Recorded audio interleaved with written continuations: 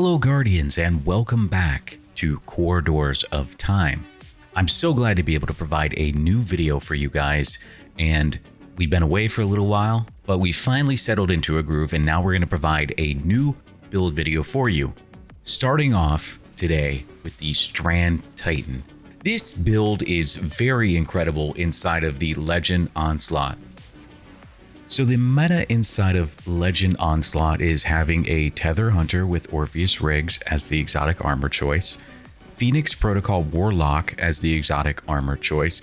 Then your third is always a toss-up. It could be another Tether, it could be another Well, and sure, that's a surefire way to kind of make sure that it's the safest possible route to get Legend 50, but there are builds out there that we can show you here at Corridors of Time that are just as good as those builds, and they will fill that role that's necessary to lock down enemies with infinite suspension, to be able to generate up to 6 or 7 orbs with your super, and also have Woven Mail to give yourself insane amounts of damage resistance while continuously healing yourself through Banner of War. So all of these are going to combine together to give you a very potent, very strong build that's going to survive in those higher waves of Legend Onslaught.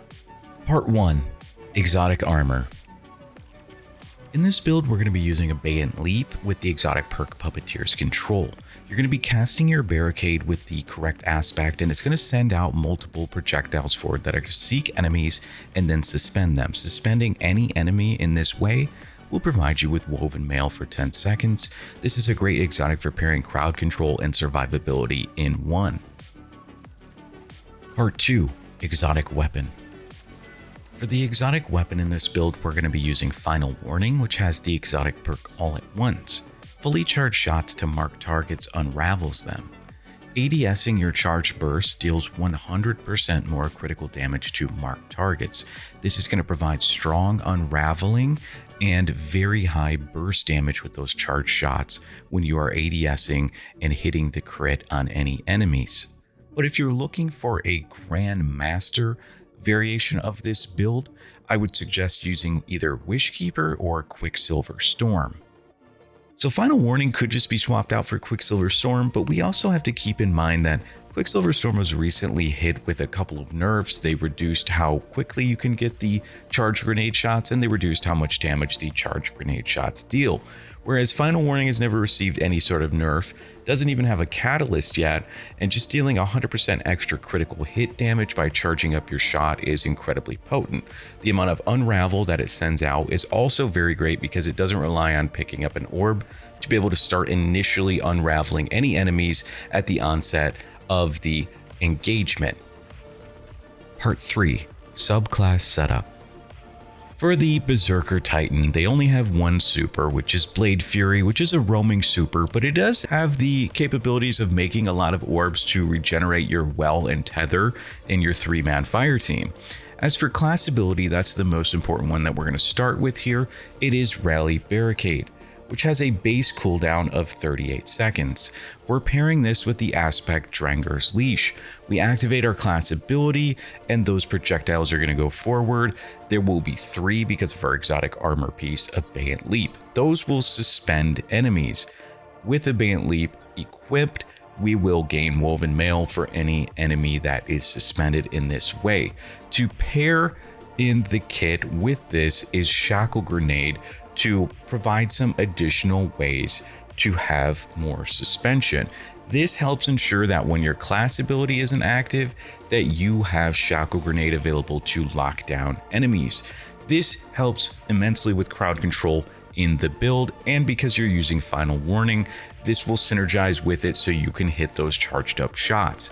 Next aspect is Banner of War.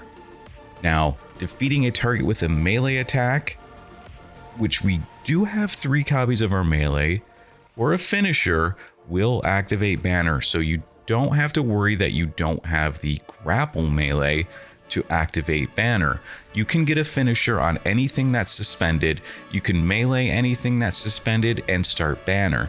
Once you have Banner, just securing additional kills will help increase the Banner of War stacks.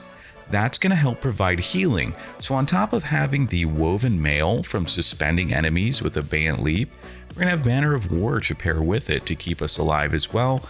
Lots of suspension, Shackle Grenade, Dranger's Leash with Abeyant Leap, so we've got a lot of survivability, and if all else fails, we can pop Blade Fury as a get out of jail free card. Let's move on to the fragments. Fragment number 1 is Threat of Generation. Dealing damage is going to generate grenade energy. This is just going to help fill in the gap for when we need to suspend some more enemies and we don't have our class ability back yet. Second fragment, Threat of Warding.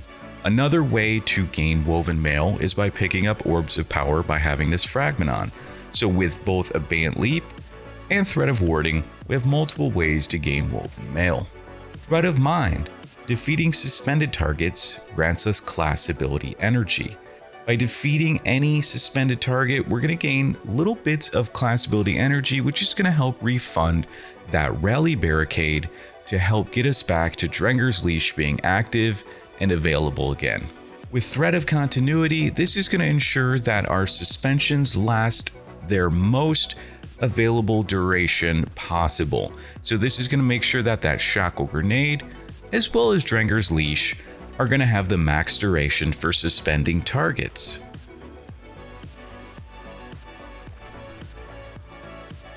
For the armor mods in the build, we're going to be running a copy of Harmonic Siphon, a copy of Heavy Ammo Finder, and a copy of Heavy Ammo Scout. By using a primary ammo exotic, we're going to have a higher chance to get heavy ammo to drop, and that will also create a brick for our allies. Harmonic Siphon for rapid strand weapon final blows, creating an orb of power. Then we have a copy of Bolstering Detonation, Impact Induction, and Focusing Strike to give us our ability energy back. Matching some resistances with what's going on in the activity is always best, so I'll leave that up to you guys. 2 copies of Strand Weapon Surge, and then 1 copy of Stacks on Stacks. Think of this in conjunction with Time Dilation. When we pick up 1 singular orb, we are also going to have the benefits of Stacks on Stacks, and it's going to actually grant 2 full armor charges, and each one is 15 seconds long, so that's a full 30 seconds of Strand Weapon Surge bonus times 2. And then we have Reaper. We're going to be using our class ability to activate Dranger's Leash with Abeyant Leap. So then after we do that, our next weapon final blow is going to spawn an Orb of Power. Then my special ammo weapon of choice is Indebted Kindness in mind, whatever your preferred role is. You can use a grenade launcher or a rocket launcher depending on what overcharges are available in the activity. Part 5, Artifact Mods. So the good thing is that this build doesn't live and die off of the artifact mods. There is one really important artifact mod that really helps the build right now, but I wouldn't say it's make or break if this mod, rotates out when we go to the final shape. Horde Shuttle is nice because just with 1 burst from the final warning sidearm, we're able to generate one of those threadlings so they can pop out before you even empty an entire magazine. Really helps, but everything else is kind of inconsequential and doesn't really matter that much. So this build is very strong. Now, if sidearms rotate to something else, whether that be Unstoppable or Overload, then Final Warning in this build live on. So you can always have this build in your back pocket, depending on what the sidearm artifact weapon mod may be for that season. Thank you, Guardians, all for coming and watching. Appreciate all of your support. Without you, this channel would not continue. We are going to be giving away a copy of the final shape, including the annual pass. So if you are interested in that, look out for a community post that's going to be posted on the YouTube channel. More information to come shortly. Thank you all for watching. Have a wonderful day. Peace.